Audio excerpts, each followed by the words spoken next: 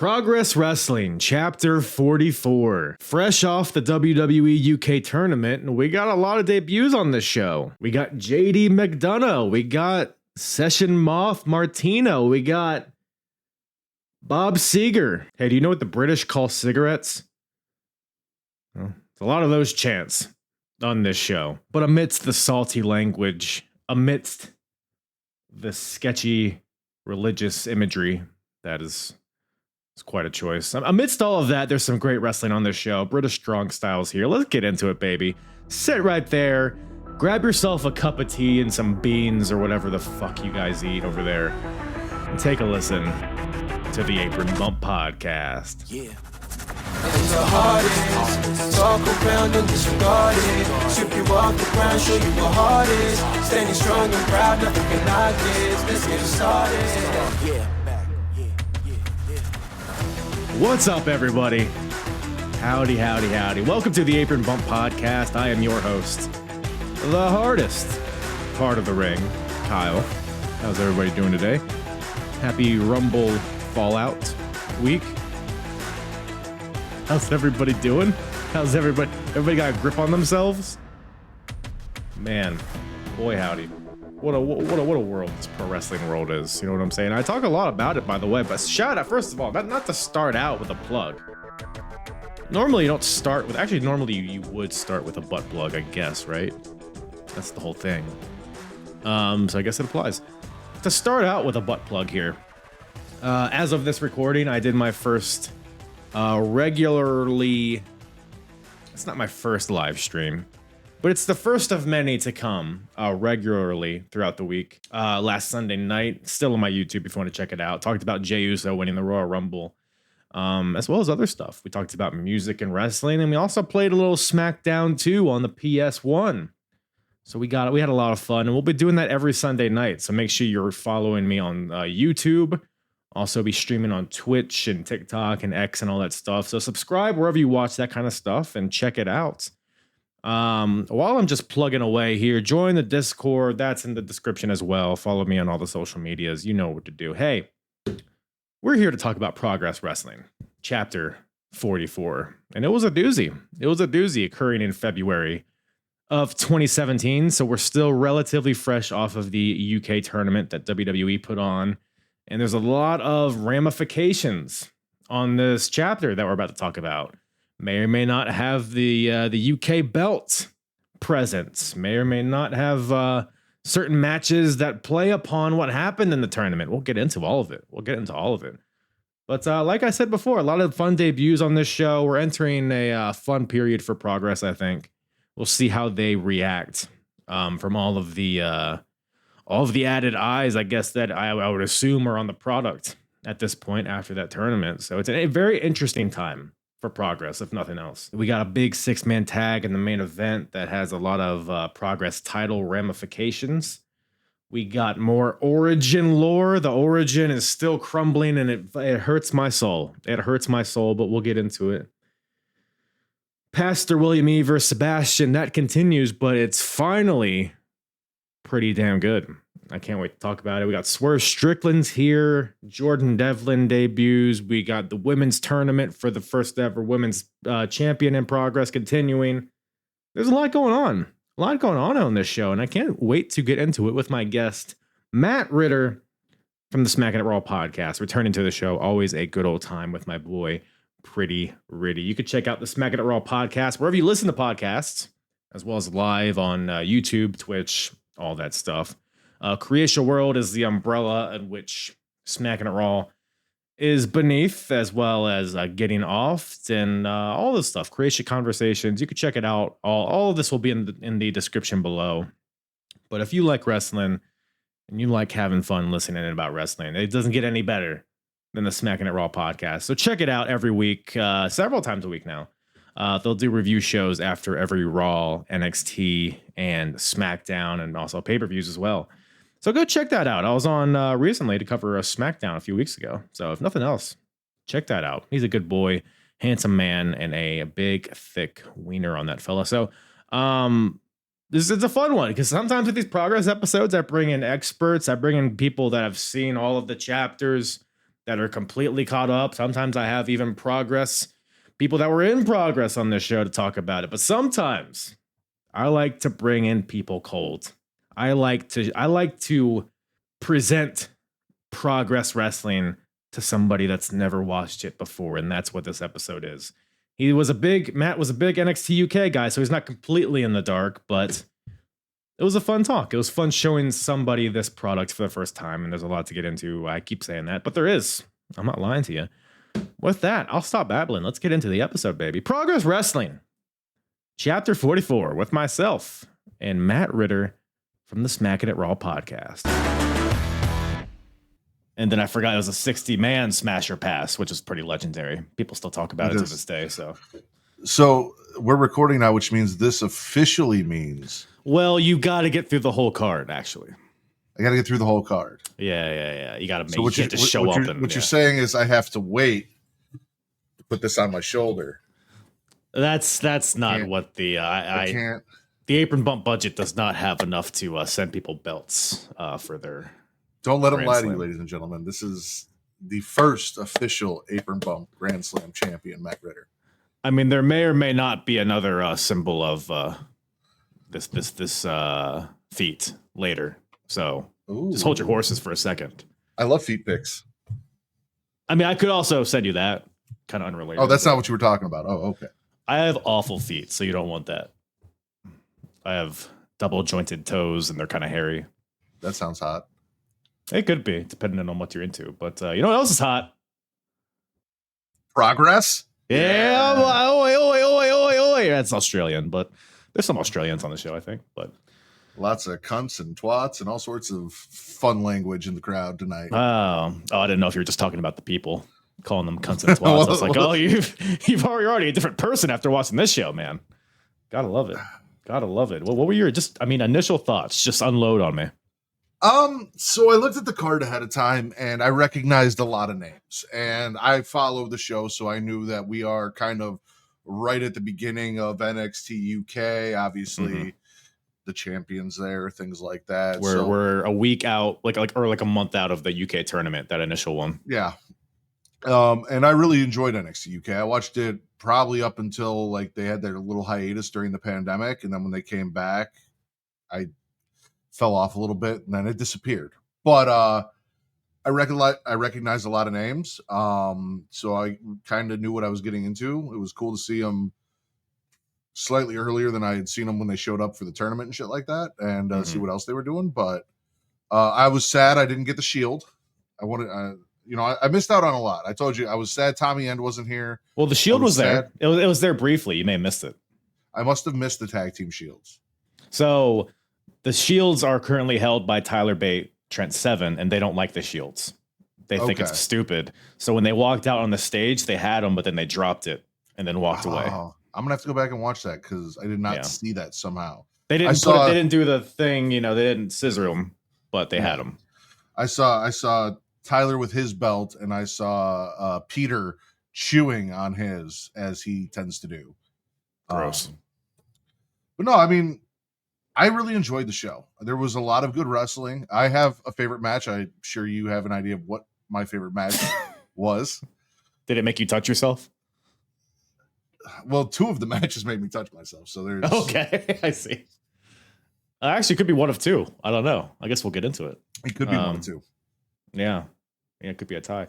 No, it was a good show. I mean, from somebody who's been watching all these chapters chronologically, it was a solid show. I looked at the card, and it wasn't like a crazy card or anything, but in watching the show, it was a very pleasant watch. And not all of these shows are, but there was some good stuff on here, and they got some good story beats that may or may not have been lost on you. But I guess we'll get into that. But so what's with the homemade anti-piracy video? Don't be a dick, man. You wouldn't steal the pastor's Bible. You wouldn't steal Jenny's handbag, so you're not going to steal. I might steal Jenny. Well, no, she's with Gunther, so no, you're right. I probably wouldn't, just because you don't want to do that now. No. This is Big Boy Walter too. Yeah. I don't think they were together back then. Probably not. But yeah, I don't know. People were torrenting these shows, I would assume, or on fucking Billy or whatever was on Tout. Maybe people were watching this, but yeah. When was this? 2000 2017, early 2017. 2017. Okay, yeah. So all the stuff that I used to torn on was pretty much dead at that point. Yeah, I'm trying to think. I guess I don't know what it would have been on. Something. I mean, I guess you didn't. I guess I sent you a link to watch it, so I guess you were maybe being a dick, but I forced the dick on you. I forced it in you without your consent. We have known each other for years, and very early on in our relationship, I gave you full consent, so there was never any forcing. Oh, okay. So just from here on out, unless you have otherwise. consent. Yeah, okay. Exactly. That's good to know. I'll try to catch you when you can't say anything, can't say no. That actually plays into a later match, but so you turn on this show, you open up to the Electric Ballroom in Camden, London, and then we have this little shtick from Jim Smallman, who's the owner and also the ring announcer of Progress. What'd you think of the opening banter? You know, getting a gauge of who's first time for Progress, or who's here for the first time, all that stuff. So I didn't understand a lot of what he was saying. However, he reminds me of British Matt Rife. Like, he was doing a lot of crowd work. You know, he is a comedian. I was going to say, I literally have here, never seen amateur comedian Jim Smallman before. Lots of crowd work, British Matt Rife. Those are the notes that I took.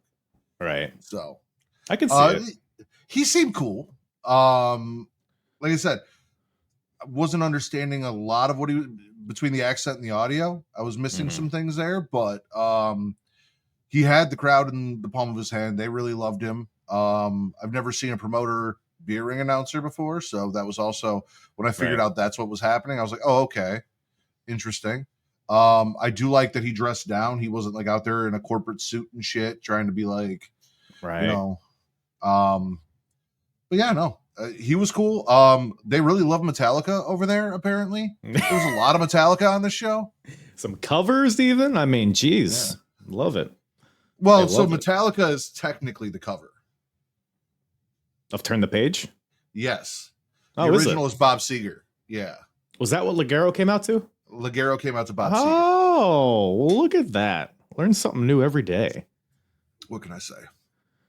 Well, that brings us to the opening match here. We got James Drake taking on Damon Moser.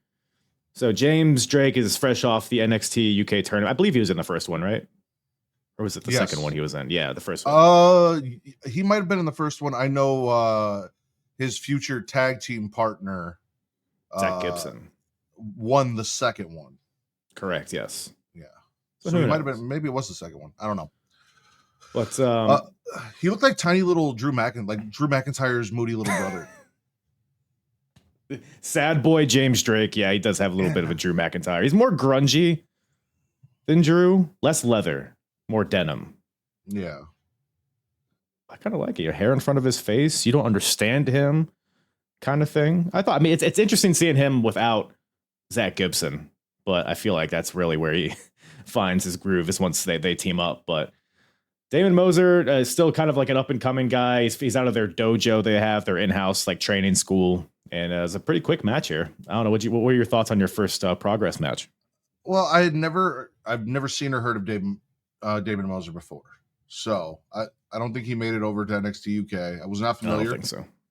The crowd really liked him though. I was trying to figure out what his panties said. They said "Fear no foe."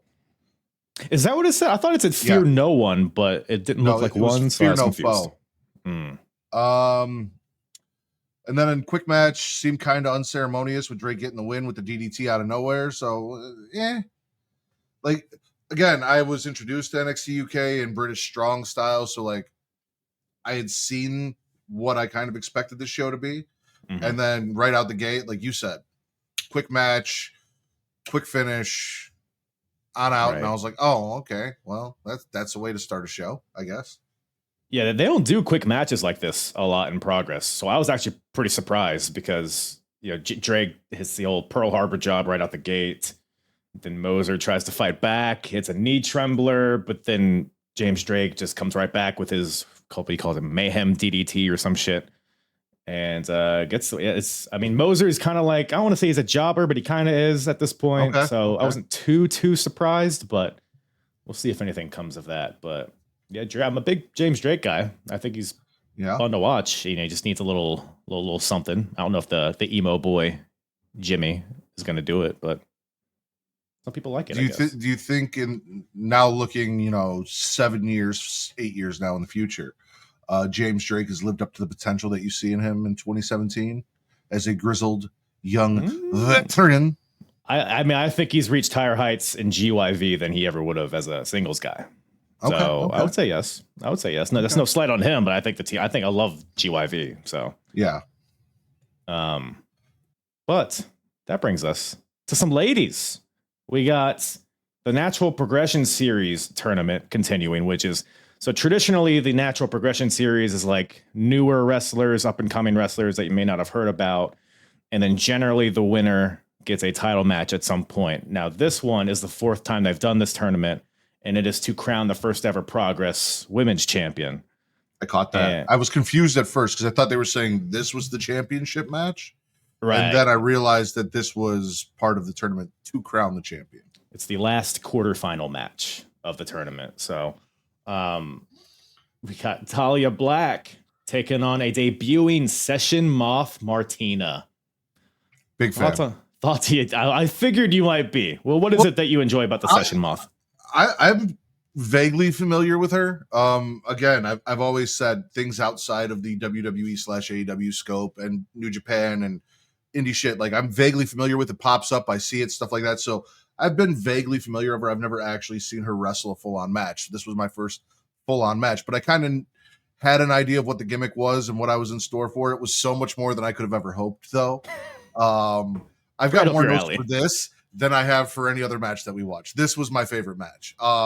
Also, Black Dahlia. So this Black Dahlia, I don't think is wrestling, but I do follow the Chainsaw Queen Black Dahlia on Instagram, who's another independent wrestler who is a big fan of the Texas Chainsaw Massacre. So taking my two favorite things and scissoring them together, wrestling and horror movies. I did. So like the crowd really seemed to know who Session Moth Martina was. So I don't know why Jim Smallman took so much time to like educate them on when to wait to use their glow sticks. I think he didn't want them glow sticking out to James Drake. I think that's the thing, because wrestling fans can be stupid sometimes. So you gotta like spoon feed them a little bit. But he was just like, so you have glow sticks, and when the time comes, you use the glow sticks and you crack the glow sticks, but don't just wait. And then right beforehand, he's like, okay, so now the time is coming to use the glow sticks. I'm like, I think we could have figured that from the fucking club vibe. But right. Who's TK Cooper? Obviously, it's Black Dahlia's boyfriend, because like the whole dynamic of their group with Travis Banks seemed weird because they love Travis Banks, but they hate these two. That's a point of turmoil right now. So it's the South Pacific Power Trio is the group. Okay. So they're all from New Zealand. They were all heels. They came in as heels. First, it was just TK and Dahlia. Then Travis Banks came later. But Travis Banks has been like naturally gaining a lot of popularity within the independent scene just because people enjoy watching him wrestle. So this show was the first step in what I'm assuming is a babyface turn for Travis Banks, which we'll touch on more later. But they're also the number one contenders. TK and Travis Banks are the number one contenders for the tag titles. So I'm sure once they get their title match, they'll probably have some sort of kerfuffle and who knows. Okay. But I think we're in the process of them breaking up is what I'm saying. But I mean, for everything that I want, I couldn't have got more, right? So Black Dahlia and TK Cooper come down and they're basically dry humping the entire way down to the ring. Like they're kissing, they're straddling each other. I'm pretty sure she grabbed his dick. Like while TK stares at the camera as he's doing it too, which is exactly something. Like right in my eyes, which I appreciate eye contact. Don't like that. Don't like that. No. Okay, that's fair. Session Moth Martina is essentially British Snooki. British Snooki, I guess. Yeah. Yeah. That's the gimmick, sloppy drunk rave girl gimmick. She was grinding on Jim Smallman and on the ref. I'm assuming he's not Smallman anymore. After that, talking about his penis. We're talking about his penis. Yes, I was talking about his penis. There was a "She's Got Kids" chant, and according to Smallman, she had 36 children currently. She gets after it. Yeah, that's the word on the street. You know, she puts out. With 36 kids, there's really no denying it at that point. I feel like you could argue at about 30. Like maybe she might be approved, but once you get past 30 children, then there's no more argument. Right. Martina slaps then planches and rides TK during the match. By the way, people, this sounds like Matt is just bantering right now, but that's actually what happened. Yes. Yeah, no, she slapped him and then she planched onto him and then started riding him on the floor. And Black Dahlia did not like that. And I don't know, she kind of looked like a girl that might be into, I don't know. Anyway, she also kisses him. So she's kind of been obsessed with TK the entire time, which might have led to her downfall here in this match, not focusing on where she needed to. But outside of that, outside of the incredible Bronco Buster that she gave Dahlia in the Toxic Shock Bronco Buster, you mean? Yes, love that. Yeah. Big fan of that. Let me get one of those. They really actually they wrestled. They're good spots. They kicked ass. There was a "Don't Waste Beer" chant. The chants are the best part of these shows. They always have been for me. Right. Spitting beer in Dahlia's face. TK Cooper interfering and punching cracked her. He has that right hand nailed between the sound and the effect. I mean, it looks so good. Yeah. So no, my only complaint is I'm not a fan of short overalls or short veralls, whatever. I'm not dungarees. Is that what they're called? That's what other people have called them. It's like a jumper, right? Accurate. No, it's like a onesie almost. Hold on, but it's overalls. What do you call overalls that are shorts? A romper. Yeah, not a fan of male rompers. I don't know if that's I mean, I have a pair of overalls that are short, and I wouldn't call it a romper. But maybe it's like a form of romper. I don't know. I'll have to look into that. Somebody call in if you know. Not a fan of his romper, and he had two of them. He had a white pair and a black pair. Well, what happens if you get something on your white pair? You got to change. You can't just have no romper. He's prepared. He's been here before. But yeah, it's actually a pretty. I mean, I was very entertained by this from start to finish, and along with this timeline, I've been watching a lot of OTT, over the top wrestling from Ireland, and Martina's huge over there, of course, because she's Irish. And if you ever watch an OTT show, like half of it is like this vibe. It's dancing, it's clubby, it's silly characters, and Martina just fits in so well. So I've seen her wrestle, if you want to call it that, in OTT. But this is the first time I've ever seen her. This is the most almost, even to call this a serious match is kind of silly, but this is the most action that I've seen from Martina, bell to bell. And plus the character work. I mean, I was into it. I didn't like Martina at first when I first saw her in OTT. I thought she was annoying, but I don't know. It worked for me here. So I can see why you'd feel that way. I could see how this character would come off obnoxious and silly and kind of like a waste of time. But like you said, coming in, being familiar with what the character was and kind of knowing what I was going to get, and then seeing it work, like you said, in this match where I guess this is the most match you've seen out of her, I think it worked great. And she should do more of that then. Right. Yeah. No, she was just wrestling for Progress in current day. So she sticks around. Oh, it's still around. Yeah. Yeah. It's very different, but it's still around. Okay. Is Jim Smallman still running shit? No, he actually ended up going to WWE. I think he was a writer for NXT UK and then moved over to NXT. Okay. But I think he just resigned, within the past month or so. So yeah, he ended up moving on up and he left eventually, but yeah, he's not there anymore. Maybe he'll come back one day. Who knows?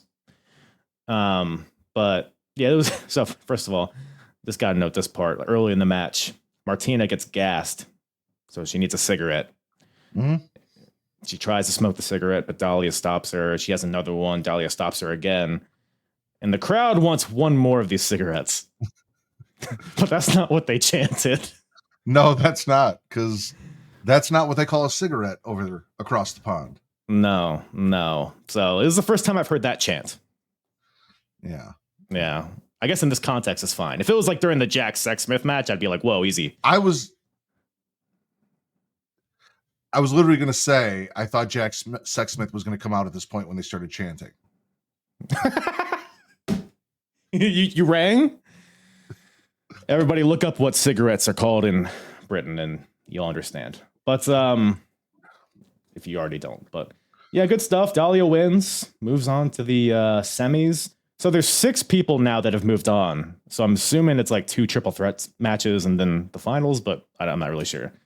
Or somebody get a bye? I don't know. 6-way orgy. Could be that. I wouldn't put it all. past. Who do you think would win the orgy? Okay, so here's the 6. So we got Dahlia Black, a lady you might not know, Laura De Matteo, Tegan Knox, Alex Windsor, Ginny, and Tony Storm. Who's winning that 6-way orgy? Storm will go on to be NXT UK Women's Champion. Yes. Ginny? She's a feisty one. I think she would take it too seriously and but end up winning. She would enter. Okay. I mean, Tegan Knox would obviously end up injured after the fact, right? We all know this. Story of her career. Exactly. It's the precursor to the rest of her career. But so yeah, once the orgy comes up, I'll let you know and I'll bring you back on and we can do the deep dive on it, so to speak. Fuck yeah. But man, from an orgy to a big head, we got Jordan Devlin taking on Travis Banks. The Kiwi Buzzsaw. The Kiwi Buzzsaw. And Devlin's Progress debut, which is very interesting, also coming off that UK tournament. They didn't like him back then. They still don't like him now. I didn't realize his head was so infamous even back then. Yeah, right? Like, this guy has been getting harassed about the size of his head because we call him JD McFunko Pop. We call him all sorts of shit, right. You know? No, he's been getting shit about his head his entire life. And I thought this was just like a recent meme, but no, I guess it's entire life. If anything, I don't feel bad for him. I feel bad for his mom. I hope that was a C-section. Man. Or blame his dad, maybe. Possibly. Or whoever goes into, I don't know. But yeah, the crowd was none too pleased, or they were none too kind with his head. Did you catch any of the chants towards his skull size?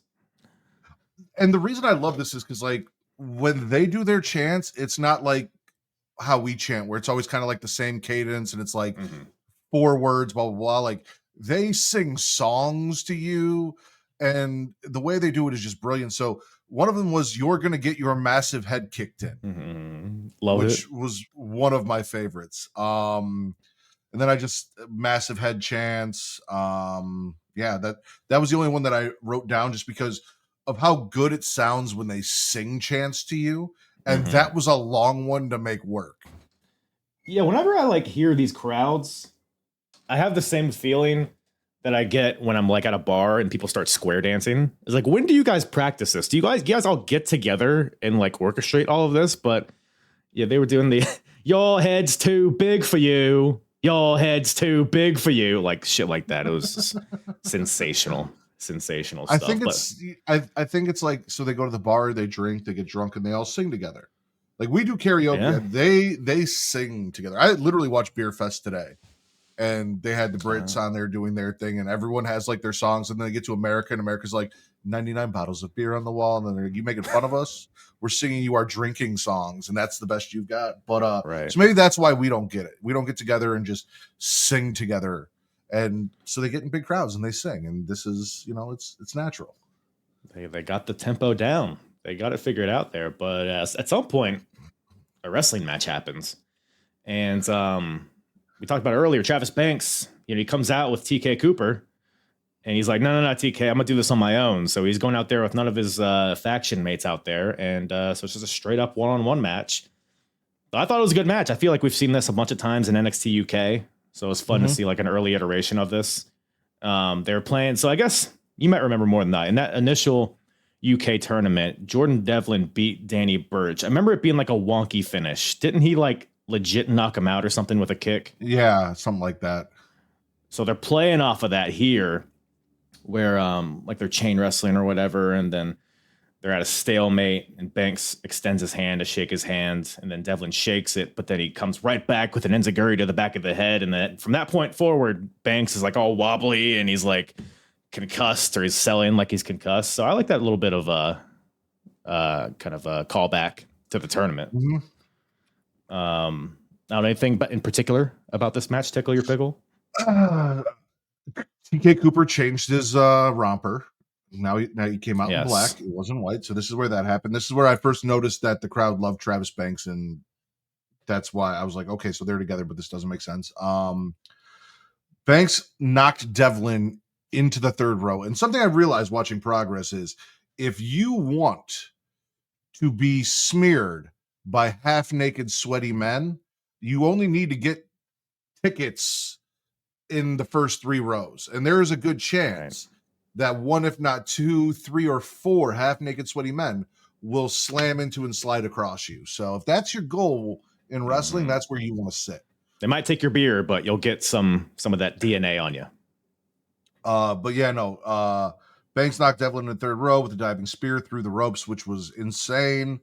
And then the slice of heaven, that springboard spin kick. Yes, I forgot that was his finisher. Win. Yeah, me too. Because after the speaking out movement and everything that happened to NXT UK, a lot of those guys just kind of right. Which is Travis Banks is one of those guys. It's like, I wish you weren't a dick. Like, you're so fun to watch in the ring, and I just wish you were just a good dude. I feel like that about a lot of guys, including one of my favorite characters on the show that I went and looked up. And half this card. Yeah. But in the context of this match, it was fun to watch. And like you said, Devlin, first of all, he pulls out like a mirror image of Finn Balor's like dive over the top rope, which is funny. He's just a little Finn with the spread arms, but he hit it. He hit it well. But then, slice of heaven kick gets Travis Banks the win. And TK and Dahlia come out, and the crowd kind of like tempers their cheers. So I guess that'll be a point of contention between them at some point, or at least I'm assuming it will be. So it's a fun match, though. Fun match. I enjoyed it. Yeah, no, it was real good. But then we got Sebastian. Sebastian comes out. So Sebastian comes out. What are your initial thoughts? Like, what comes to mind as soon as he comes through that curtain? I mean, you think of why am I blanking on his name? Ethan Page. Oh, I see it. Yeah. Maybe early LA Knight, like that kind of vibe. Mm-hmm. Like a frat guy, like a guy that is in a frat and thinks he's like a big deal, but he's not really, kind of, which falls into Ethan Page too. So I mean, it makes sense. That's not what I cared about though. Like, I loved them chanting and all this. I didn't think I was going to. I am a huge fan of Pastor William Evers. Bill Ever. Bill Ever. Do you get it? William Ever. Bill Ever. Yep. He's Jesus. I loved the whole gimmick. I loved everything that he did, except for the fact that he did not do the crucifix powerbomb for his finish. So he does do that, actually. He just did not hit it in this match. Okay. Very funny. Because I saw him hit it, and then he comes back and he does something else, and I'm like, well, why would you not? The clothesline from heaven is generally how he finishes matches.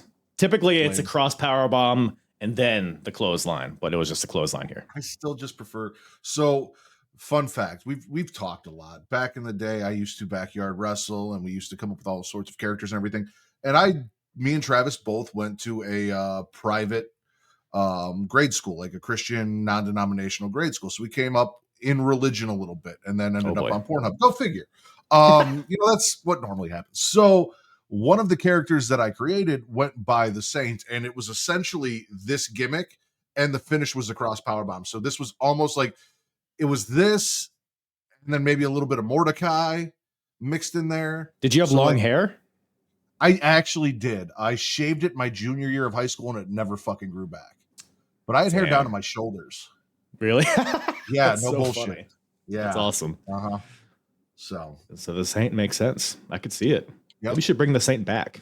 I am the patron saint of podcasting. Oh, that's what that comes from. Yeah. Wow, the lore that I'm gathering through this episode is just immaculate. So, but yeah, no, it was one of my favorite characters to play as, and watching Bill Ever come out and do this, like, I was like, this is really cool, because this is kind of what I imagined, and he's fun, and I'm surprised we didn't see him make his way over to NXT UK for whatever reason. Yeah, I don't know if it just ran its course at some point. I think he's is he still in progress? I think he's still wrestling around the Indies, at least in Europe. I could be wrong. But yeah, he's so I don't know how much of the backstory of this that you're aware of. But basically, Sebastian and Pastor, huh? Yeah, no, go for it. Shoot for it. So I know that there were legal ramifications for a caning that happened that Sebastian was looking for recompense for. I'm assuming he got caned by the pastor. So these two were supposed to have a match a few chapters ago. Okay. But Pastor gave Sebastian a clothesline and legit knocked him out, like right away, like before the bell even rang. So it was like a legit situation. They had to like stretcher him out. It was the whole thing. But then they turned it into a storyline where Sebastian basically was like, you assaulted me. I'm going to press charges on you unless you become my servant, which is what they've been running with the past few months. But then Pastor turned on him. Not anyway. He has it a little backwards. Yeah, I understand. So he's basically been Sebastian's bitch, but then he had enough, turned on him, and then Sebastian's like, I'll forgive you if you come out here and take your caning, which is where this show leaves off. Okay. And then I found out, very interesting, that apparently over there in the land of the Brits, 120 days is all it takes for the statute of limitations on an assault to just go away. Like, if it's been 120 days and you haven't done anything, and Machine Gun Kelly let us know that, which was crazy to see him, 2017 Machine Gun Kelly come down and play British lawyer. That actually was not Machine Gun Kelly. It looked exactly like Machine Gun Kelly. No. You're being silly. This was Chuck Mambo, of course. That sounds like a name Machine Gun Kelly would use as a wrestler. It actually does. Actually, now that you bring it up, it might be Machine Gun Kelly. I think it was. It probably was. In canon, you know what? In this universe, it is. So Machine Gun Kelly comes out, and he has a comic book. Are you a big comic book guy? Not so. I like the characters and things like that, but I have not read a lot of comics. Right. I meant to note down which one it was, but he said Chuck Mambo comes out and he says that he went to the library and he went to a bunch of different sections within the library, and then he found himself in the law section. And allegedly the book that he has is a law book, but it looks like a I don't know, Fantastic Four novel of some sort. Yeah. So he says that he brings up the whole thing. I think it's 150 days or 120 days, whatever it is. But he says that after this duration, you have no grounds to press charges. Therefore, you have nothing on Pastor anymore. And also, by the way, you've been blackmailing him, which is illegal. So if anything, he has something on you. And then we're all like, oh, no, please don't do anything. And then Jim Smallman's there. He's like, let me tell you something, player. We're going to have a no DQ match here because, Sebastian already had a Singapore cane out there with him. And we're off to the races. Match starts. Impromptu match. Fuck off, Sebastian. They don't like the Seb. Sebi is no bueno in the ballroom, which I don't. I mean, he's just a hateable looking dude. I don't know. Machine Gun Kelly also called Sebastian a twat, which was fun. The delivery is like the first thing he said. But yeah, no, the fuck off Sebastian chants were great. Sebastian tried to blow Smallman to get out of the match, but Smallman wasn't about it. I guess time had passed from the Session Moth match. He had calmed down. He wasn't prepared. Or maybe not enough time had passed, so he hasn't had time to reload. That could be it too. Brutal fucking chair spots. Like they're throwing chairs at each other's faces. That's got to be way more dangerous than just hitting the guy with a chair, no? Yeah. Because Sebastian is tossing these steel chairs at Pastor, and the side of the chair is hitting him. I think he bled hard way in this match. I couldn't really tell, but he was bleeding all over the place, Pastor. They're fighting on the outside. Like you said, the cross power bomb from like one corner of the ring to the opposite corner throws him into the first 4 rows on the chairs. It's brutal stuff.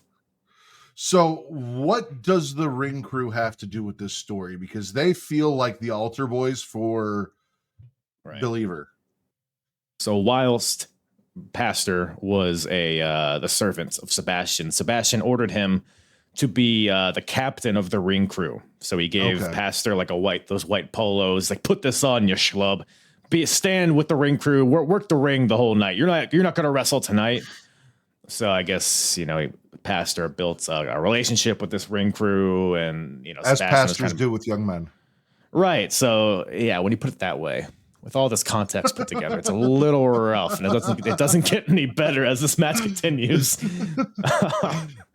So yeah, so the ring boys, I'm not going to call them that.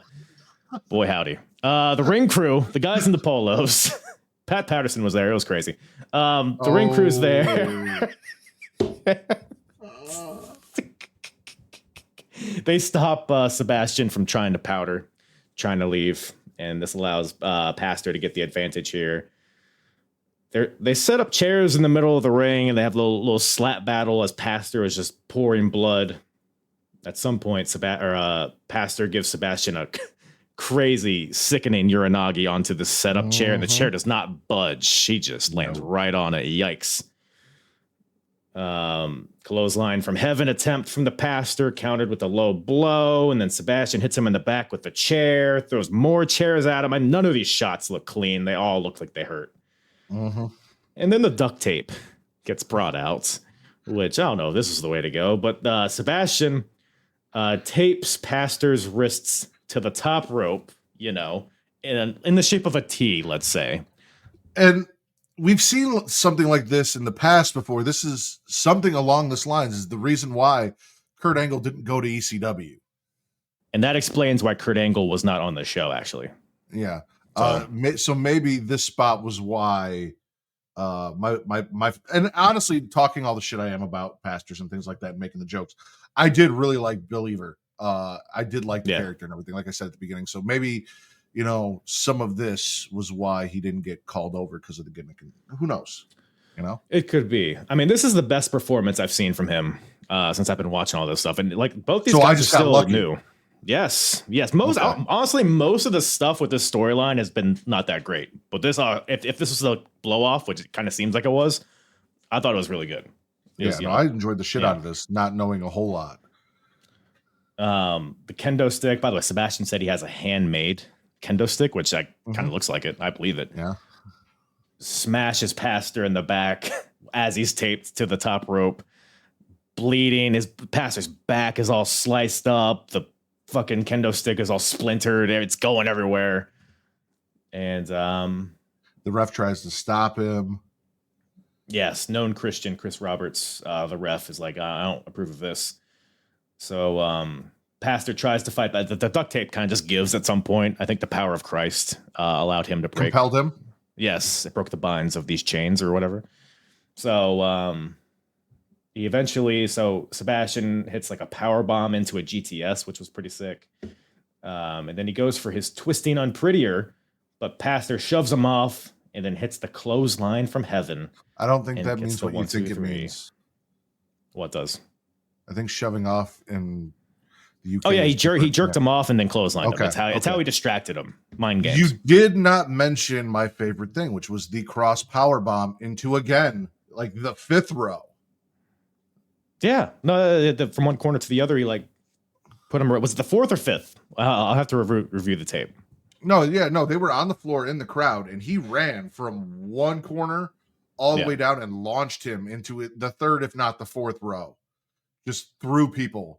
And I don't know how. Like, do you have to sign a waiver when you go to these shows that, hey, you may get hit in the face with a wrestler? I'd like to think there's like the ring crews there to be like, hey, folks, you might want to part the Red Seas. You know what I'm saying? Look like it. But I think a lot of them are just like, oi, mate, I'm pissed drunk there. Throw them on me, oi, mate, oi. Or whatever they sound like. I don't think that's right. I think I nailed it, actually. They all sound like that. But, yeah. So, what's his dick? William Ever wins with the clothesline. Bloody Pastor. Bloody Jesus. I mean, what an image, you know what I'm saying? No, it was a beautiful image. And like I said, the whole gimmick, the tights with, the cross and then the drapes and all that, like, I love the whole thing. It was great. Smallman then says, fuck off, Sebastian. And the crew. The ring boys carry them off. We're not saying that. Yeah, they shove them off. I thought we weren't saying ring boys. You specifically said we're not doing that, and now you're doing. Oh, it's okay. It's okay. I'll cut it out and post. Okay. So the ring boys jerk them. I mean, carry them off. Shove them off. Yes.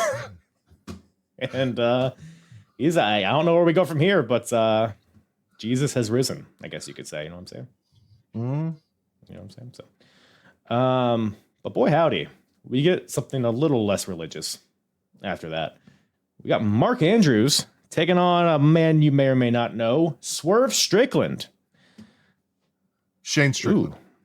Yeah, I'm sorry, Shane Strickland. But yeah, I think he's like the what do they call him? He's like the international Swerve or some shit. Yeah. I don't Shane know. International Swerve Strickland or some shit like that. Yeah, this was not Swerve Strickland. I think he came out to Michael Jackson. He was moonwalking. Hell yeah. Yeah. I literally have no notes for this match. It was Mark Andrews, who's cool. I never really got behind him and what he was doing in NXT UK. Like that whole pop punk scene isn't for me. So like I wasn't a huge Mandrews fan. Right. I love Swerve, but again, this wasn't Swerve. The guys can go. It was a cool match, but like it was just kind of there for me. It was, yeah. I mean, so Mark Andrews, so he's, I believe, well, he won a match to get a world title shot at some point at the last chapter. So he's like at the top of the card at this point. So I guess this is really just a way to kind of further build him up. And Swerve is starting to make, he's gaining a lot of popularity in this scene. I don't think he's in WWE yet. I think it's still a few years. Yeah. But yeah, this is definitely his like cruiserweight Shane Strickland. So it's a very different, well, not very different. His style is still very similar. Just a little quicker, I guess, and less power moves. But yeah, I mean, it's honestly, it was just a good match. Not like a ton of story beats, underneath of it or anything. I do think this is where Swerve got the idea to do his own theme music, because I don't know if you noticed, he was vibing too. Because Mark Andrews comes out to his band's music. I don't know if you know that. Yeah, no, that's why I was like, I'm not big into the whole pop punk thing, really. Junior, you familiar with Junior? I'm not familiar with. I mean, I'm familiar with what I've heard of him for his theme music and stuff, but I haven't gone and looked because they also did. He had Danny Daniels, and they had Subculture like right there at the end of NXT UK. Danny Daniels is somebody else. Wait. Danny Luna. Danny Luna. There we go. No, yeah, Danny Daniels. Is like, when did I miss Danny Daniels? Somebody in my search history from earlier. That's a completely different person. Right. Danny Luna. Yes. And Mark Andrews and somebody else. And they were Subculture. It was a Flesh Morgan was it? Webster. Oh, yeah. They're still Austin fucking Powers. Hell yeah, buddy. But yeah, fun counter wrestling between these two. They do Mark Andrews does a moonsault off the ledge on the outside, which is pretty sweet. But then the finish comes when Mark Andrews goes for a poison run off the top rope, but Swerve lands on his feet, comes back, hits a spinning cyclone kick, goes for a suplex, but Andrews counters into a stun dog millionaire and then hits the shooting star press for the win. So Mark Andrews wins, and I don't know when he gets his title shot. He still has it in the bank at some point, but just a neat little match, a cozy little match this was, I thought. Okay, yeah, it came out in 2008, so that makes sense. I was like, did Slumdog Millionaire even come out when this had happened? He was just way ahead of the curve. Yeah, But Smallman then invites Swerve after the match to compete in Orlando because Progress is going to have a event during WrestleMania weekend in Orlando. So I guess Swerve will be there. So if nothing else, that was fun, I guess. No, yeah. Smallman was like, you were awesome. We want you to come back and wrestle for us again in front of WWE talent scouts. It'll be great for your career. Why is this show, because I forgot, I had it up there at the very top, called Old Man Yells at Town? At Cloud? I don't know. I'm assuming. I think it's Cloud. I'm pretty sure. That's the accents, name. Yeah, you're right. No, I think it's Old Man Yells at Cloud. And I don't know who in particular was the old man at this point. Was it Vader? Was this when Vader was yelling at Ospreay and whatever the fuck? Maybe. I just feel like they name their shows like I name my show, where it doesn't seem to have anything to do with the show. It's just some random fun nonsense. Generally, that is, yeah. It's a lot of British references that are lost on me usually. So, But man, you ready to get into some origin lore? Okay, so real quick, before you do this, Yes, I was not yes. aware of who Origin was or that Nathan Cruz was a part of Origin. So the first note that I took was, oh, look, more Metallica, which this guy is not the guy. The way he looked was not the guy I expected to come out to Metallica. He looked like Right. Blue Blood Triple H. And that Okay, did not yeah. fit Turn the Page to me as entrance music. Found out later that it's the Faction's music, not his music, and then I was slightly more okay. Right. with it. So, But turn the page. none of them Origins. really. I would say no one in the group really fits Metallica. No, Maybe Dave at all. Mastiff, who was in the group. No. So Dave where Mastiff we're is at with the okay. origin. So it was Nathan Cruz, Ligero, Zach Gibson, Dave Mastiff. They were a faction. They were a faction for years. Tag team champions, et cetera, et cetera. They were all like original Progress guys. Nathan Cruz and Ligero are actually the first two Progress champions, and Cruz referenced that in his promo. He's like, 40 chapters ago, we main evented for the world title, and now you're just a banter guy. You're a silly geese. You're a silly goose, he says to Ligero. There's a lot of banter talk. So now Banter. it's because within the origin, it's instead of the Wolf Pack, it's the origin, and then it's the origin banter edition. Banter edition is Ligero and Dave Mastiff. Crowd loves them. They loves the you were prepared. You were prepared. Banter lives matter. So and then Nathan Cruz and Zach Gibson are the serious origins. Dave Mastiff, Ligero are the silly origins. So there's a bit of a brouhaha within the origin, which breaks my heart because I love the faction, but we're coming to a head here. You know what I'm saying? So I love coming in. What? me too. Shout out Al Snow. So Nathan Cruz comes out to Metallica, of course, like you mentioned, the traditional music for the origin. And then Ligero comes out to also turn the page, but I guess Bob Seeger is what you said, Yes, right? Bob Seeger's Turn the Page. I couldn't really gather who it was, but that was just so not a wrestling song, but it worked for some reason. Obviously It worked because he was trolling, which I appreciated. Like, yeah. I also blame Ligero for Axiom. Now, if you guys listen, Nathan Frazier, great. As a wrestler, A-Kid, great. I hate Axiom. I hate the gimmick of Axiom, even though they've toned down like the mathematics and bullshit. But like, Yeah. I feel like British mass wrestlers, Ligero is to blame for it. So I blame Ligero for the fact that I have to put up with Axiom. That's fair. And Ligero, so he gives Jim Smallman some notes for the introductions. And he says that Nathan Cruz bought his suit with his Rosebud money. So I guess Nathan Cruz was a Adam Rosebud recently, which is a funny piece of I didn't notice at the time, of course, but then the match gets underway. Or I guess first Nathan Cruz, he brings up, like I mentioned, 40 chapters ago, they were main eventing for the world title. And Nathan's like, don't turn your back on the origin like these people turn their backs on you. And then Ligero literally turns his back on Nathan Cruz, which is a bit of a dumb move, I think, because this allows Nathan Cruz to attack him from behind, and we're off to the races. Pretty solid match. It was definitely more of a lot of the matches so far have been kind of, I guess not a lot of the matches. The previous match was very high flying and fast paced. This was more of a traditional wrestling match, but very heavy on story. I don't know what you think of it. So back to Ligero a little bit. One, he thinks that Origin got together so that they could fuck each other, is what I got from what he said. Yes, they did. They all fuck each other is the thing. Yep. But I think the reason Ligero works for me in a way that Axiom doesn't is the gimmick gives him the license, kind of like Orange Cassidy, where he can do silly shit but still go when he needs to in the ring, and that makes it a little more entertaining. Like he dumped candy in the middle of the ring like it was thumbtacks. Devastating.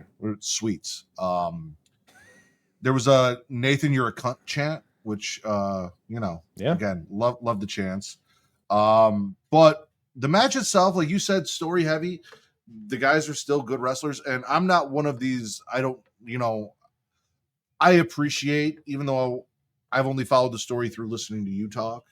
I appreciate, the story, the match is building on story more so than I do like a no story banger of a fucking match. Like it's cool to watch, but I like lore and all of that. So getting it from you here and listening to your previous chapters months ago, I forget some things. I do too. I do too. Yeah. And sometimes you do like 4 chapters at a time, so all by yourself. But little bukkake. I enjoyed it, and like I said, Ligero made it fun. You know, Nathan is going to be the kind of the straight guy that Ligero's playing off of, doing some silly shit, having some fun, and he's getting pissed off, and it works for what it was, and I enjoyed it. Right. So, yeah, Nathan's always been like the straight guy because Progress, I mean, there's a lot of the silly shit, especially in the early chapters. It was really heavy on the comedy. And Nathan was like that, you know, he stood out because he was such like a straight-laced guy and he was a good heel. First ever Progress champion. So the early days, he was the guy, and he's still around. He's still doing it. So, yeah, it was solid stuff here. And then ultimately, so Nathan hits his show stolen finisher. Ligero kicks out, begins to hook up, and then he catches Nathan off the second rope with a cutter, then a splash for a 2 count. So we're heating up towards the end. And then Ligero gives Nathan the old thumbs up, thumbs down, goes for a kick, thumbs up his ass, and then he beat him with a thumb up the ass. No. Nathan misses the kick, or he ducks the kick, goes for the figure 4, posts Ligero against the ring post, his leg. So he attacks the leg of Ligero and then tries to lock in that figure 4 again. But Ligero counters with a small package, or medium-sized package, whatever you want to call it.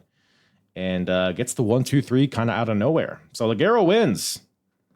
But Nathan comes out on top, I would say, because he attacks after the bell. Nathan does. And he rips off the mask of Ligero, which, as far as masks go, probably the easiest mask to rip off. I mean, there's horns right there. You got handles. You're just asking to get it ripped off, but... Those handles are for something. What are they for? Blowjobs. Oh. Yeah, I guess. Yeah, I was thinking the opposite, but yeah.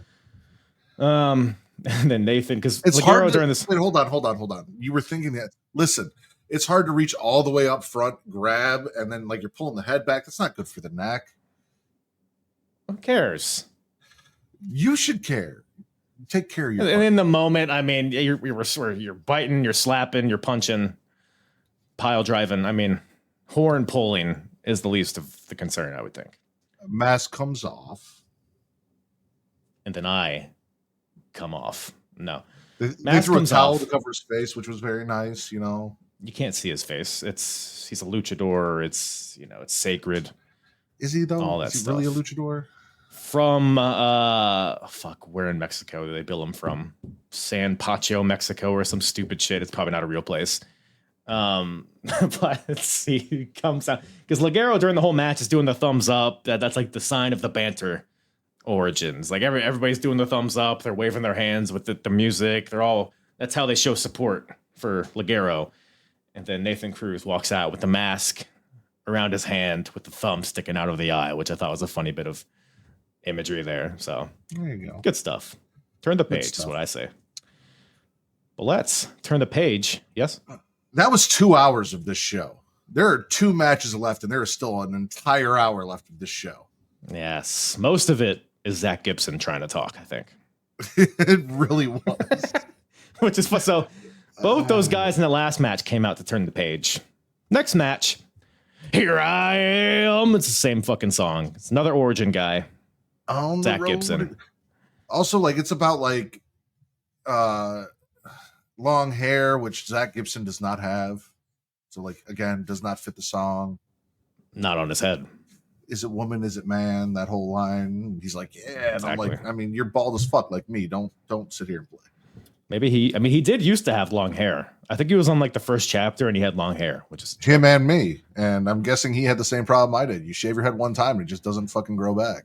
Same. Everybody calls you like kind of the Zach Gibson of they wrestling, of the podcasting. So no, they do not. Let's not do that. I hope not, because these people were not big fans of the Gibber. They don't like me either, so I guess it's true.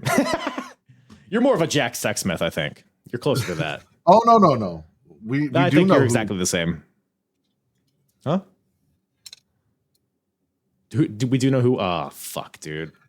Listen, Damn. Kyle, if there is one person that is a Jack Sexsmith, Jack Sexsmith stole everything he has from the Rack, even Mr. Kako. Now, I will give him credit because the Rack called him Mr. Racko, but same idea, same thing. But yes, no, Jack Sexsmith came to Chicago, Illinois, saw the Rack perform in Matt Ritter's backyard and said, I'm going to make that famous. He did not, however, outside of the Indies and Britain, but he did his best. And if he had been the Rack, he would have been an international superstar. By the way, ladies and gentlemen, finally the Rack has come back to the Apron Bowl. Hello, beautiful. All right. So this man is going to put a condom on his hand. If you didn't think I was coming for a man with a condom on his hand, I don't know what you were thinking. Oh, I knew you were coming for it. Were you a fan? Did you catch what his finishing submission move was called? Mr. Kako. Well, so Mr. Kako is the general condom on the fingers. Okay, right. He'll do the mandible claw. It'll be just like that's Mr. Kako. But he had Gibson in a crossface at some point. Stuck his condom fingers in his mouth. That is called the Crippler Cockface. Ah, yes. Also familiar with that one. The Rack has used that many a time. Yes, that's the scuttlebutt on the street. Is that you're just constantly Crippler cockfacing people. However, he is performing it wrong. So what you do is you take the penis, hard and erect, and you place it in the mouth. You hold one base of the shaft, and then you hold the head with the other hand, and then you use that as you lean back. Wait, hold on. You hold first of all, one base. How many bases do you have on your penis? No, so the base of the penis, by the balls. Yeah, one hand. The head with the other hand. And the middle part of the shaft between the base and the head goes in the mouth. And then you use that to crank back. You see, I don't have proper execution. I can't go double hand on it. I don't know about you, Rack. I can get maybe 1.15 hands on it. But that's just, different strokes for different folks, I guess, so to speak. Well, it's the shortest stroke for different folks. That's okay. Yes. Well, Sexsmith, first of all, in the ring introductions, he's billed as 17.3 inches, which is, I don't know if that checks. I mean, he was wearing pajama pants, so maybe it's hidden in there. Maybe it's tucked in, taped down, perhaps. I have a hard time believing that. Your thoughts, Rack? I'm more interested in Jack Sexsmith's entrance because now he comes out as the pansexual, and unfortunately, the Rack had to do some, investigations and see that he was also accused in the speaking out movement, which we do not approve of. The Rack is big on consent, and that was where my concern was, because he was kissing and licking crowd members on the way to the ring. And I don't, again, were there consent forms? Is this something that you just agree to when you walk in the arena to possibly be licked by a sexsmith? And where do I sign the consent form? The pansexual phenomenon, Jack Sexsmith? Yeah, no. Other than that, I mean, it is Zach Gibson, who is a beautiful bald man. Not fantastic orally, but in the ring he can go. Jack Sexsmith is, again, just a Rack ripoff, but good on you for making it work. You did your thing. Very proud of him. So I was engorged and entertained the entire match, Kyle. Even when Jack Sexsmith lost, or was that when you climaxed? That's when I climaxed. I mean, listen, again, it is a cheap imitation of the Rack, so he was not going to. So win. He deserves it, right? He did. He deserved that brain buster on the wooden floor. He's like, yeah, fuck that guy. He's a trademark. He should have. He should have shoved me off instead of ripping me off, and then maybe we could talk about him winning some matches. But he did not. I mean, that's a T-shirt. Shove me off. Don't rip me off, or something like that. We could workshop it, but as long as I get a cut. Well, nobody shoved off here, because Zach Gibson gets the win. After, he gets this whole match, Jack Sexsmith, obviously, he's much smaller. He's less proficient, technically. So Zach Gibson dominates a lot of this match until the Kako comes out, and then et cetera, et cetera. But then he gets the helter-skelter on the wooden basketball floor on the outside, and then it's a count-out victory, which I thought was fun. You don't see a lot of count-outs like that, I feel like. Normally they get in at 9, and then we're off, we're back into it. But no, it's just, nope, you're dead. I'm in. I win. I like it. We went from you saying that this was a match to just the ending really quick. Like what? Listen, I'm not a fan of this whole Jack Sexsmith guy. It's not for me. I'm sure there are people out there that like him. Zach Gibson was great. The match was fun. But Helter count out, Helter Skelter outside. Yeah. But otherwise, you weren't even paying attention, right? You were just like, I'm not even going to bother with this shenanigans. I mean, I watched the match. I saw the match. Like I said, there was 1 second where you were like, all right, so we're going to talk about this match. And then next thing I know, you're at the end of the match. And I don't know, like, right. Okay. It's cool. Okay, Matt Storm. Amnesia kind of getting to you a little bit, but it's okay. It's all right. Or is this more of a, what's that movie? Split Personality. Split? Is that what it's called? Split. Did you ever see that movie? Oh, yeah, I've seen that movie. Is there a porn version of that movie? Listen, Rule 34. If it exists, there's a porn about it. I mean, if there's not an orgy adaptation of that movie, I don't know what we're doing here. You know what I'm saying? But speaking of orgies, we got a 6-way orgy on our hands next, folks. We got the main event. The team of Jimmy Havoc, Mark Haskins, and Flash Morgan Webster taking on British Strong Style. The team of Pete Dunne, Trent Seven, and Tyler Bates. And the stakes are, if any, because Pete Dunne is the champion. So if anybody on the babyface side pins him or wins, I guess, they get a title shot. And if British Strong Style wins, whoever gets pinned or submitted is out of the title picture for 6 months. What do you think of that? I mean, is anyone on British Strong Style going to challenge their friend for his title? Well, no. So if British Strong Style, the team wins, yes. The guy on the opposite team. Okay. That gets the fall. That gets that gets felled, perhaps, is the word. Wouldn't it make more sense, like, if British Strong Style wins all 3 of those guys? Rather, because, okay, so you pin one guy, now he's out, but the other 2 can still just challenge you for your title? Yeah. I mean, I guess it's a moot point, given the finish. But, well, you're not wrong.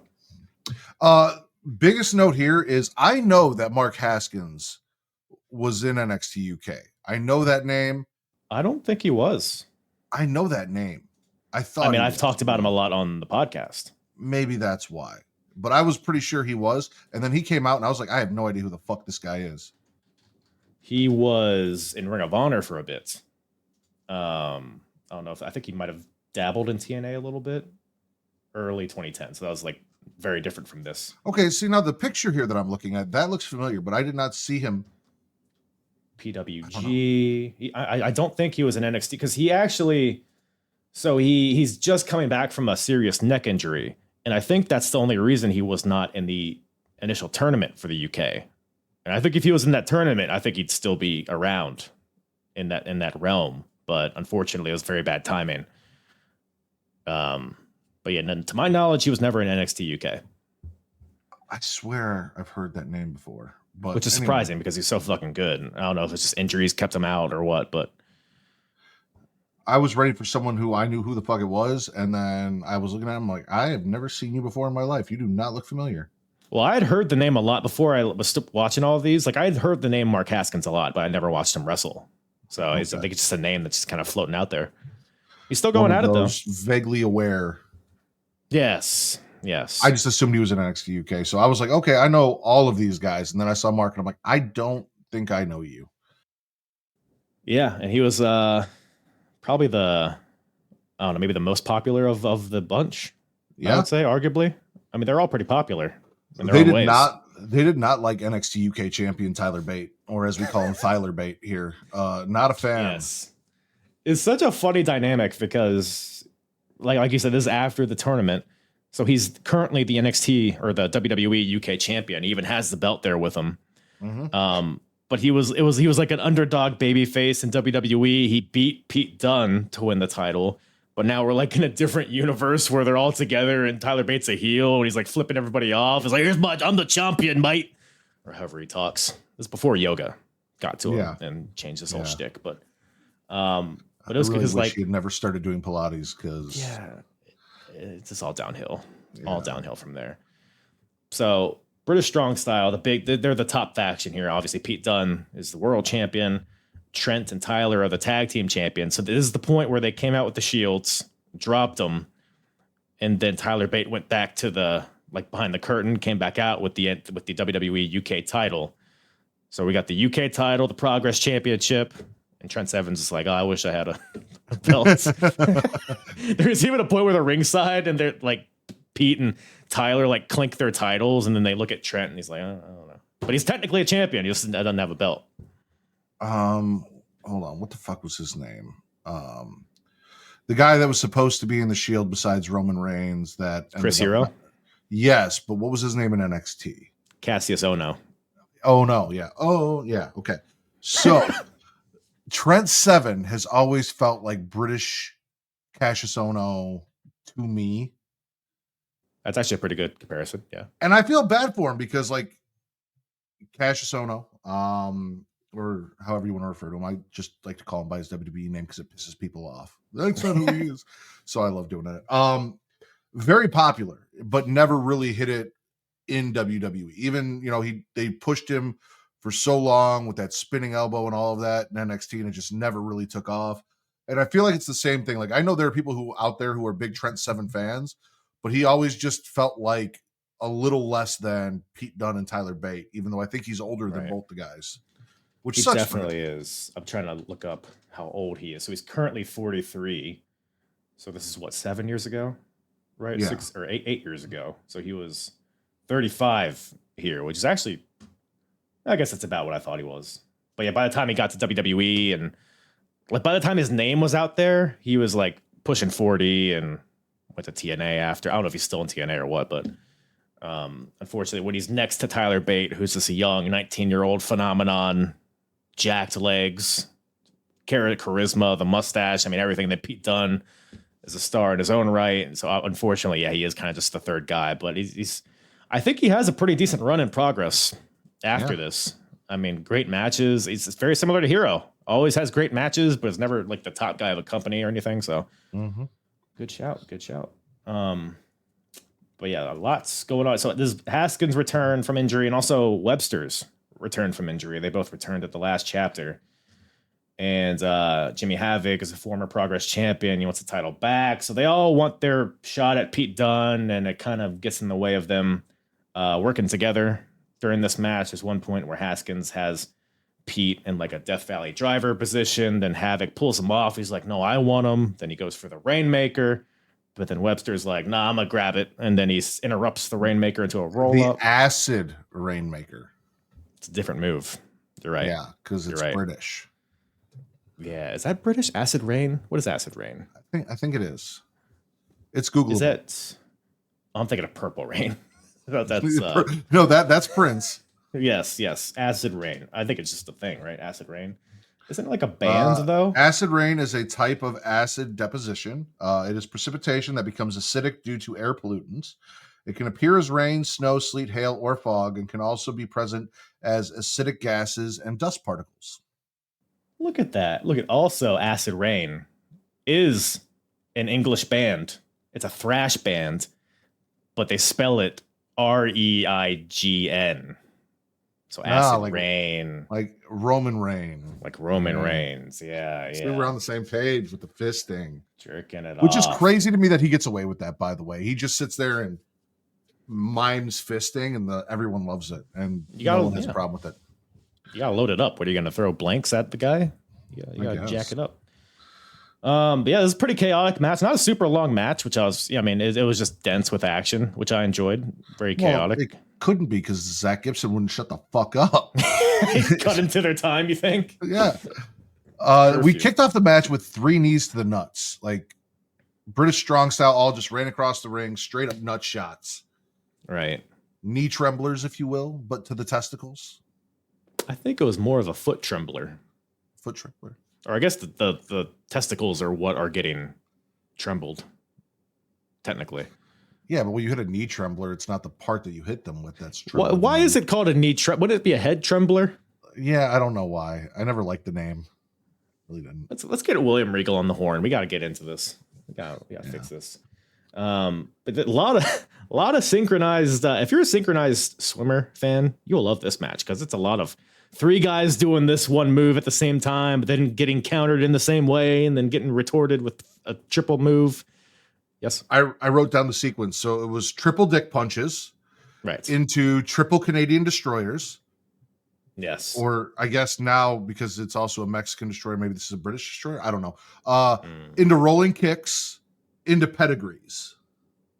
Yes. Although only 2 of the pedigrees hit, which is an aspect that I liked. It was like the left and the right pedigree hit, but the middle pedigree, which was on Webster, middlegree, went for a he countered it with a Hurricane Rana and almost got the pin out of nowhere. So that I bid on that. I thought he might have had him there, but Yeah. Yeah, triple dick punches, bop and bang, or bop and wang. Come on. That's a lot of fun. Triple rainmakers, cock shots, triple finger bites. What else? What else happened? I mean, it's just a lot of apron bumps on the show or on this in this match. We can I end mean, it it's right all over there. the place. I mean, You said the name. I mean, there had to be like half a dozen apron bumps. I was just full chubbed watching this. Brain busters, Death Valley drivers. I think a bitter end on the apron. My goodness. I'm also a slut for the pile driver into a suplex from your partner behind you. That's what Kevin Steen and El Generico used to do back in the day. So I'm a big old juicy slut for that. What is even the finish here? So yeah, Webster goes for a springboard. Oh, there is. So Webster and Haskins both almost had the match won at certain points. Webster had that roll up that I just mentioned, and then Haskins and Bate have a pretty fun sequence within this match where Haskins gets him in his first the bridging arm bar, and then the sharpshooter, which is locked in deep. Havoc tried to stop Pete from breaking it up, so Havoc was being pretty selfless because, you know, if Haskins would have tapped him out, he would not have gotten the title shot. But Pete was able to break through. We're not there yet, pal. We're not there yet. We've gotten through the entire card. No. We haven't even touched the finish, I don't think. But every match has been talked about. We've made No, we gotta get to the bell. Okay. This is like when a challenger for a title grabs the belt like after a promo and holds it up. They never win after that. Prematurely cashing in the Money in the Bank is what you're telling me? I think so. I think you're Baron Corbin inning it right now. Oh shit. Yeah, you better watch out, folk. Acid Rainmaker for the win and the bell. All right. Well, Matthew, I'm pleased to give you the first ever to bestow upon you the golden apron. First ever apron bump. You've covered every timeline that is covered on this podcast. Progress. Done Ring of Honor's 2nd anniversary. TNA Turning Point 2005. WCW, you could read the whole thing. WCW, WWF, ECW, WWE. Every corner of the wrestling universe that is covered here. You have come on here and made dick jokes about each of these timelines. The Rack has popped up in maybe half of them. So many. I mean, BBC's everywhere. Bukaki's. Voyeurism. Ahmed Johnson's hot, sexy, sweaty body. Yes. Hot wives, cucks, all of it. Congratulations. I will wear that golden apron naked and proud. I anticipate it, and I put a little, one of those, the things that are in briefs now, a little ball separator, you know what I'm talking about? I appreciate that. Expect a lot of pictures like Paige with the NXT Women's Championship. Oh. But of me in the golden apron. Right. Brad Maddox is going to film it. It's going to be a whole thing. Xavier Woods is there. It's going to be a time. Well, that's Progress Wrestling, fella. Any other thoughts? Any nuggets? Even though I cut it short just so I could make sure that you didn't try and screw me there at the end because shitty finishes. No, I did enjoy watching the 6-man tag match. Like you said, there was a lot of synchronized swimming in the match. The Rainmaker is the Rainmaker. You can call it whatever you want. It's the Acid Rainmaker, but Jimmy Havoc does a great Acid Rainmaker. And again, another guy that unfortunately looked like he was going to do some shit over in AEW, and then everything happened and faded out of existence. So, like, and I didn't give a shit about him in AEW, but when I went back and started watching these, I was like, oh, this guy's pretty sick. But yeah, unfortunate. But I'll tell you What is not unfortunate, what is very fortunate, is the fact that everybody here can take a listen and a watch to the Smackin It Raw podcast several times a week now. Where can everybody find you, taste you, watch you, all that stuff? We would like you to come find us at youtube.com/GraciaWorld. Unless you're over on Twitch, you go to twitch.tv/GraciaWorld. Or if you just want to find the audio version of the podcast, you can go to Linktree/Smackin It Raw. It'll have the links for everything.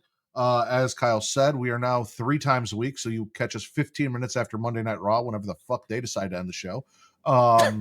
15 minutes after NXT. So on Raw, it's Raw Flicks. After NXT, it is NXXT. 9:15 p.m. Central Time, 10:15 p.m. Eastern. And then 15 minutes after SmackDown, come watch us do a post show, cover SmackDown, smacking it down with Smackin It Raw. And then also not Saturday night's main event because it's just a lot of fucking shows in the week. But we will do pay-per-views. So we will be still smashing or passing pay-per-views, including the 2025 Royal Rumble, which may or may not be out by the time this is out. This will be, hold on, let me see here. Let me do a little, yes, it'll be after the Rumble. You guys go check out our Smash or Pass of the Royal Rumble. Crazy that fucking Gilbert won the Rumble. It was insane. I did not see that coming. I cannot believe it, but happy for him. It's a long time. So you guys can go all those places, and then if you like me, if you thought I was funny, or if you just want to send me dick pics or yell at me and tell me how I ruined Kyle's show, at Smackin It Raw on all socials, Instagram, Threads, Blue Sky, and TikTok. Also, hell man, check that out. I mean, I had the pleasure of smacking it down a couple weeks ago, so check that out if you want. And it was nice having you back. I missed you. I miss you. Let's make love in the apron. I wonder if I could make aprons with ball pockets. What do they call them? There's a name. There's like ball satchel or something. I mean, I guarantee you can. I don't see why you wouldn't. Ball pocket. I don't even know how to Okay, not golf, not billiards, whatever. We'll figure this out. We'll workshop it, and then I'll caress y'all's nuts with aprons sometime down the road. My wife is working right now, and I can't wait to go in and just see the look she's going to give me after listening to our show. I'll send her an apron too. Don't worry. Once again, thank you to Pretty Ritty from the Smackin It Raw podcast, from Creation World, all that stuff. Appreciate you joining me, Matthew. Always a good old time tweedling your nips. First ever Grand Slam champion. Congratulations, Matthew, on this feat of yours. Hopefully the first of many. You'll be the first one in that Hall of Fame, but you'll have some company maybe sooner or later. So, do that. Follow the Smackin It Raw podcast, Creation World, all that stuff. All of this is in the description. Follow me. You know the deal. Do all that stuff. Subscribe, thumb in my belly button until liquid secretes.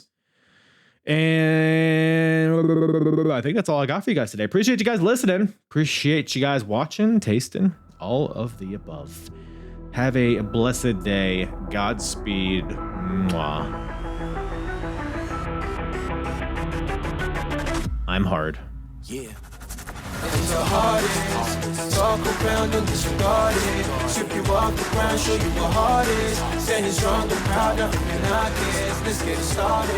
It's the hardest. Talk around and disregard it. Strip you off the ground, show you what hard is. Standing strong and proud, nothing can knock it. Let's get it started.